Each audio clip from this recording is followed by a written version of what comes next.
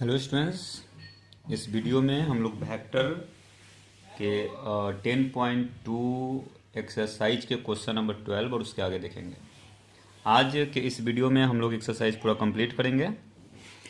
Question number 12 में दिया गया है find the direction cosine of given vector. अगर किसी भी वेक्टर का डायरेक्शन कोसाइन निकालना है, डायरेक्शन कोसाइन का मतलब होता है कि किसी वेक्टर द्वारा एक्स एक्सिस के साथ जो एंगल बनाया जाता है, एक्स एक्सिस के साथ वाई एक्सिस और जेड एक्सिस के साथ जो एंगल होता है, उस एंगल का कॉस का वैल्यू जो आएगा वो डायरेक्शन कोसाइन होगा। तो डायरेक्शन कोसाइन निकालने के लिए पहले हमें जो गिवन वेक्टर है उसको लिखेंगे आई प्लस 2j प्लस 3k। इस वेक्टर का मैग्नीट्यूड हम लोग पहले फाइंड करेंगे। Magnitude of a vector equal to 1 का स्क्वायर 1, 2 का स्क्वायर 4, 3 का स्क्वायर 9, मतलब रूट अंडर 14। और डायरेक्शन कोसाइन हम लोग को फाइंड करना है। द डायरेक्शन कोसाइन को एल से एल एम एन से रिप्रेजेंट करते हैं। ओके, एल मीन्स अगर हम लोग ऐसा मान ले कि जो गिवन वेक्टर है एक्स एक्सिस के साथ अल्फा कोण बनाता है, तो एल मीन्स कॉस अल्फा। अगर गिवन वेक्टर वाई एक्सिस के साथ बीटा एंगल बना रहा हो तो M equal to cos beta. इसी प्रकार गामा एंगल अगर जेड एक्सिस के साथ बना रहा हो तो N equal to cos gamma. ये आई का component 1 upon root under 14 L का वैल्यू होगा। ये डायरेक्शन कोसाइन कहलाएगा। 2 अपॉन रूट अंडर 14 भी डायरेक्शन कोसाइन होगा और 3 अपॉन रूट अंडर 14 भी डायरेक्शन कोसाइन होगा। यानी जब भी किसी भी वेक्टर का डायरेक्शन कोसाइंस निकालना हो तो आप इस तरह से लिख सकते हैं, या लिख सकते हैं direction cosines are 1 upon root under 14 comma 2 upon root under 14 and 3 upon root under 14।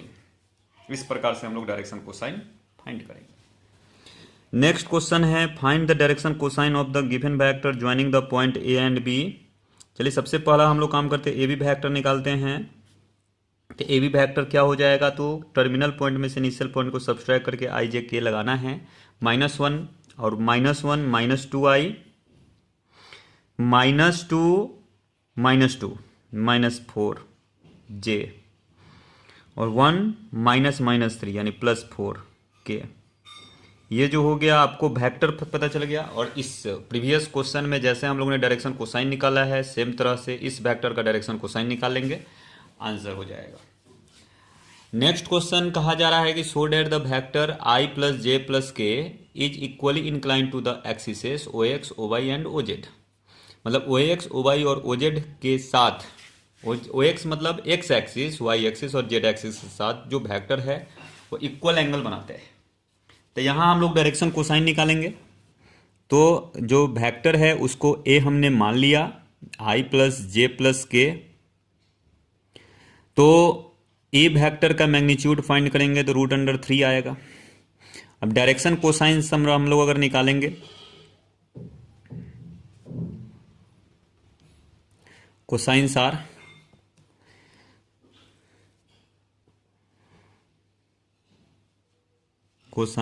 Are क्या हो जाएगा, 1 upon root under 3 comma 1 upon root under 3 comma 1 upon root under 3 direction cosine are.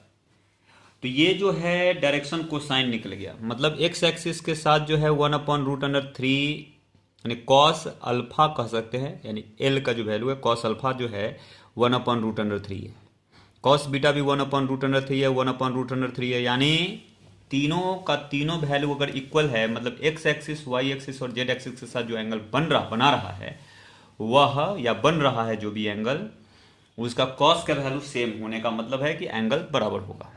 तो इस प्रकार से हम लोग इस तरह के क्वेश्चन को बनाएंगे। इक्वली इंक्लाइन का मतलब सभी एक्सिसों के साथ जो एंगल बन रहा है वो इक्वल है, ये बात प्रूव करना है। तो here direction cosines are equal. So given vector i plus J plus K is equally incline to the axes. Okay, चलिए question, next question number 15। Find the position vector of a point R. R का position vector निकालना है which divides the line joining 2 points P and Q। P point का coordinate दिया हुआ है position vector देखो इस फॉर्म में दिया रहेगा तो पोजीशन वेक्टर, और इसका कोऑर्डिनेट अगर हमको निकालना है तो यहाँ आई का कंपोनेंट 1, जे का कंपोनेंट 2, के का कंपोनेंट -1, ये हो गया आपको पी पॉइंट, एक पॉइंट क्यू है जिसका कोऑर्डिनेट हम लोग लिख सकते हैं -1, 1, के। इस पर कोई पॉइंट आर है जो इसको 2:1 में डिवाइड करता है, एक बार इंटरनली एक बार एक्सटर्नली, तो ये एक बार पॉइंट को बाहर देना होगा अगर फर्स्ट कंडीशन में हम लोग बनाते हैं। सेक्शन फार्मूला लगाएंगे, हम लोग को ओ का आर का पोजीशन वेक्टर निकालना है तो ओ आर लिख लेंगे, ओ आर वेक्टर या पोजीशन वेक्टर ऑफ आर। अगर इंटरनली होगा तो जैसा कि हम लोग को पता है क्लास 10th में हम लोगों ने पढ़ा था सेक्शन फार्मूला, 11th में पढ़ा है सेक्शन फार्मूला, उस सेक्शन फार्मूला का यूज करेंगे। 2 से मल्टीप्लाई करेंगे -1 में तो -2, 1 से मल्टीप्लाई 1 में करेंगे तो यहाँ बीच में प्लस का साइन देंगे, बट एक्सटर्नली रहेगा तो बीच में माइनस का साइन देंगे। 2 से मल्टीप्लाई -1 में तो -2, 1 से मल्टीप्लाई 1 में तो +1, और अपॉन 2 और 1 3, आई इसके साथ लगाएंगे। ओके, 2 से मल्टीप्लाई 1 में तो 2, 1 से मल्टीप्लाई 2 में तो +2, अपॉन 3, आई के बाद जे, 2 से मल्टीप्लाई 1 में 2, 1 से मल्टीप्लाई -1 में तो -1, अपॉन 3 के, तो 1 - 2 मतलब -1 upon 3 I, 2 2 4 upon 3 J, and 1 upon 3 के। ये जो हो गया आपको डायरेक्ट मैंने आर का पोजीशन वेक्टर निकल गया। अगर इंटरनली जो आर पॉइंट 2:1 में अगर डिवाइड कर रहा होगा तो वो हो गया आपको। अब इसी तरह एक्सटर्नली के लिए, अगर एक्सटर्नली हो रहा है तो 2 को -1 से मल्टीप्लाई -2 और बीच में माइनस का साइन, 1 को 1 से मल्टीप्लाई 1 अपॉन 2 - 1 1 आई, उसके बाद बीच में प्लस का साइन देंगे। 2 को 1 से मल्टीप्लाई 2, 1 को 2 से मल्टीप्लाई 2 बट -2 अपॉन 3 जे। इसी प्रकार 2 को 1 से मल्टीप्लाई तो 2, 1 को -1 से मल्टीप्लाई -1 बट बीच में माइनस साइन होना चाहिए तो +1 हो जाएगा अपॉन 3 के। ओके, अब इसको सिंप्लीफाई करेंगे -3 आई, इसके बाय में भी 1 होगा, इसके बाय में भी 1 होगा, क्योंकि नीचे 2 - 1 होता है। 2 - 2 0, जे 3 के। इस प्रकार से अगर एक्सटर्नली उसको डिवाइड कर रहा है तो आर का पोजीशन वेक्टर ये होगा।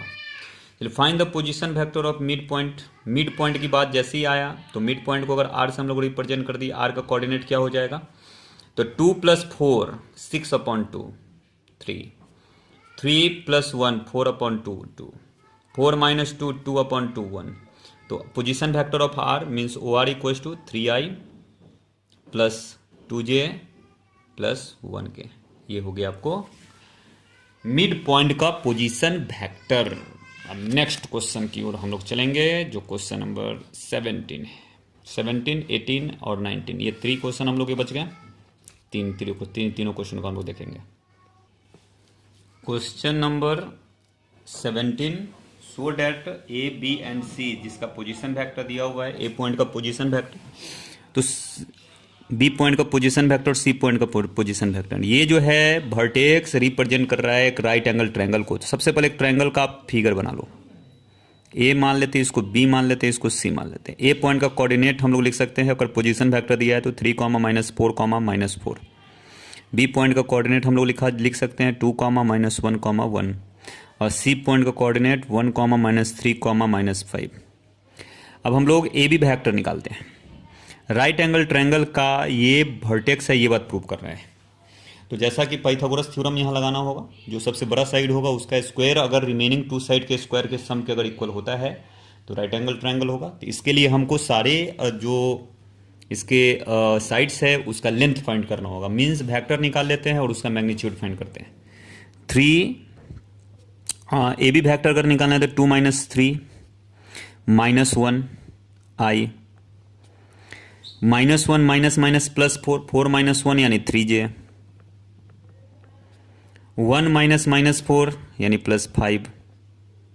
ओके के, ये हो गया ए बी वेक्टर। इसका मैग्नीट्यूड अगर निकाले, ए बी वेक्टर का मैग्नीट्यूड यानी रूट ओवर -1 का स्क्वायर 1, 3 का स्क्वायर 9, 5 का स्क्वायर 25, 25 और 1 26, 26 प्लस 9 यानी 35। चलिए उसी प्रकार हम लोग BC वेक्टर निकालते हैं। BC वेक्टर BC निकालेंगे तो 1 - 2, 1 - 2 मीन्स -1i, -3 -1 प्लस 1 हो जाएगा, यानी -3 प्लस 1 प्लस -2j, -5 -1 -6k।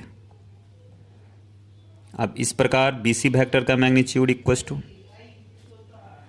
1 का स्क्वायर 1, -6 का स्क्वायर 36, सॉरी, और यहाँ -2 का स्क्वायर छूट गया तो +4, यानी रूट ओवर 41। और नेक्स्ट हम लोग AC वेक्टर अगर निकालेंगे तो AC लिखा अगर गया है तो 1 - 3 यानी -2i, -3 -+1, सॉरी -3 और +4 मतलब 1j, और -5 +4 -k। इसका अगर हम लोग मैग्नीट्यूड अगर फाइंड करें तो रूट ओवर -2 का स्क्वायर +4, 1 का स्क्वायर 1, -1 का स्क्वायर 1, रूट ओवर हो गया 6। इससे सबसे बड़ा वैल्यू आपको √41 दिख रहा है, तो मैग्नीट्यूड ऑफ BC का स्क्वायर हम लोग फाइंड करते हैं तो 41 आएगा। मैग्नीट्यूड ऑफ AB का स्क्वायर हम लोग फाइंड करते हैं तो √35 का स्क्वायर 35 होगा, और √AC के मैग्नीट्यूड का स्क्वायर हम लोग फाइंड करते हैं तो 6 आएगा। Since here magnitude of BC square equals to AB square, magnitude of AB square plus AC square. So given points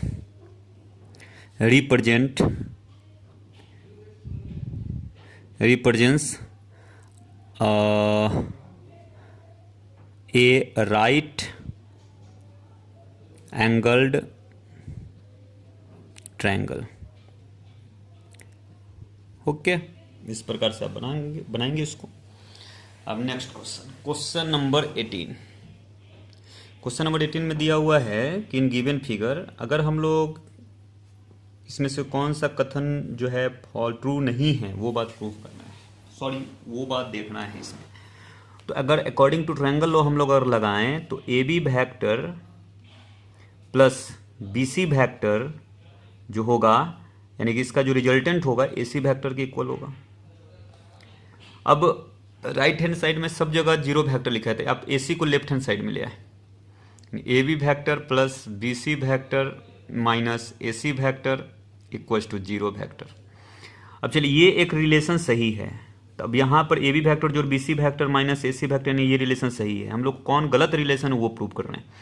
अच्छा, यहाँ AB वेक्टर जो BC वेक्टर दिया हुआ है, यहाँ CA लिखा हुआ, अगर इस AC को CA में अगर कन्वर्ट करेंगे तो यहाँ पर माइनस साइन आएगा, ये माइनस प्लस में कन्वर्ट हो जाएगा, यानी CA वेक्टर। यानी कि ये भी रिलेशन एक बनेगा। इस रिलेशन को अगर हम लोग आगे बढ़ाएं तो प्रोसेस को, तो ये भी सही है।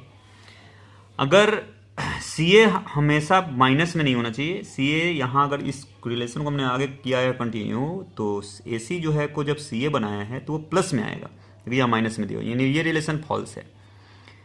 अब यहाँ AB वेक्टर जो BC वेक्टर, BC को अगर CB लिख देंगे तो माइनस साइन देंगे तो करेक्ट है, यानी ये भी करेक्ट है, यानी कि ये आपको इस क्वेश्चन के अकॉर्डिंगली C इसका आंसर होगा। चलिए, तो इस प्रकार से क्वेश्चन नंबर 18 भी कंप्लीट। अब हम लोग क्वेश्चन नंबर 19 की ओर देखते हैं, चलते हैं। ये वेक्टर A है, vector B are two collinear vector. यहाँ दोनों जो वेक्टर है कॉलिनियर है। Then which of the following are incorrect, इसमें से कौन इनकरेक्ट है। देखो, जैसा कि हम लोग दो कॉलिनियर वेक्टर के बारे में हम लोगों ने पढ़ा है कि उसका रेस्पेक्टिव कंपोनेंट प्रोपोर्शनल होना चाहिए। एक बात लिखता है ना कि the respective component A and B are proportional, but यहाँ नॉट कर लीजिए, बहुत सारे बुक में नॉट भी दिया हुआ है, कुछ बुक में प्रोपोर्शनल दिया हुआ है, तो नॉट प्रोपोर्शनल, ठीक है ना। अब यहाँ पर पहले हम लोग प्रोपोर्शनल होना चाहिए, तो यहाँ एक बात C नंबर ऑप्शन में लिखा है कि नॉट प्रोपोर्शनल, तो यानी कि इस इनकरेक्ट ऑप्शन फिलहाल ये दिख रहा है। और भी हम लोग चेक करेंगे। Both the vector A and B have same direction, अगर एक डायरेक्शन में हो और उसका मैग्नीट्यूड डिफरेंट हो, एक ही डायरेक्शन में और मैग्नीट्यूड डिफरेंट हो, तो क्या दोनों कॉलिनियर वेक्टर नहीं होगा? बिल्कुल होगा। ऑब्वियसली जो होगा ये दोनों वेक्टर कॉलिनियर होगा। अगर यहाँ पर लिख रखा है डी नंबर ऑप्शन में both the vectors A and B have same direction, अगर एक ही डायरेक्शन में हो तो बिल्कुल एक डायरेक्शन में है तो अगर उसका मैग्नीट्यूड डिफरेंट है तो ये वेक्टर कॉलिनियर वेक्टर होगा, यानी कि ये स्टेटमेंट ट्रू है।